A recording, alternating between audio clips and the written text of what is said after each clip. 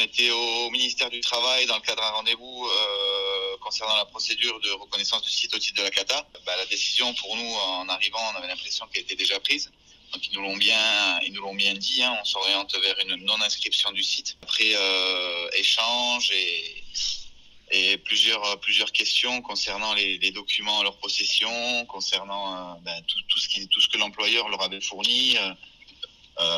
On comprenait pas, quoi. On est resté abasourdi. Et sachant qu'on avait un rapport un rapport qui contenait un avis favorable de l'inspection du travail pour la période de 97 à 2025, on leur a demandé en gros qu'est-ce qui les empêchait de prendre un peu plus de temps, qu'on puisse leur apporter les documents concernant ces centaines de travailleurs exposés, ces centaines de familles brisées aujourd'hui, parce qu'on a eu des morts, on a eu des malades et on continue à avoir des malades. Les maladies professionnelles aujourd'hui, elles sont en constante augmentation.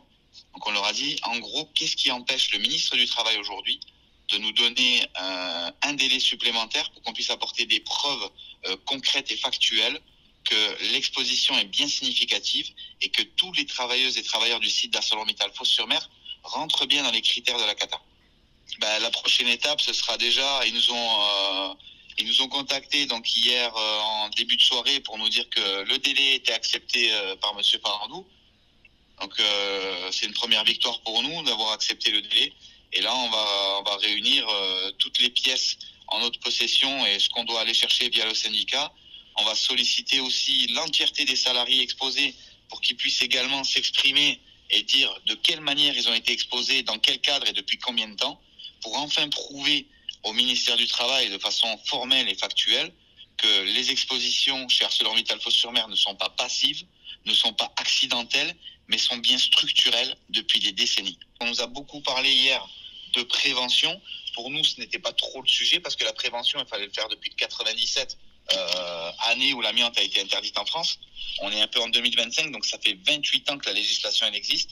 On ne peut pas dire que la législation concernant l'amiante s'est durcie il y a quelques années. Ça fait 28 ans que l'utilisation d'amiante est interdite en France. On a mis en place ce système d'ACATA, le gouvernement a mis en place le système ACATA pour accompagner les employeurs dans le désamiantage des entreprises, dans les RAT, etc. Sauf qu'ArcelorMittal, en toute impunité, depuis 28 ans, n'a pas fait de désamiantage, n'a pas fait des RAT, n'a pas fait de cartographie, n'a pas fait d'évaluation des risques dans le document unique et d'évaluation des risques professionnels. Et en toute impunité, expose des salariés. On a eu des morts hier, on a des malades aujourd'hui. Et nous, on ne veut pas que les futures générations qui arrivent sur ce site et qui vont travailler chez ArcelorMittal, parce qu'on connaît les méthodologies et les procédures, soient encore une fois de plus exposées finalement à la mort, parce que l'amiante entraîne des cancers, dont le mésothélium, et à petit feu, sont exposés à la mort, clairement.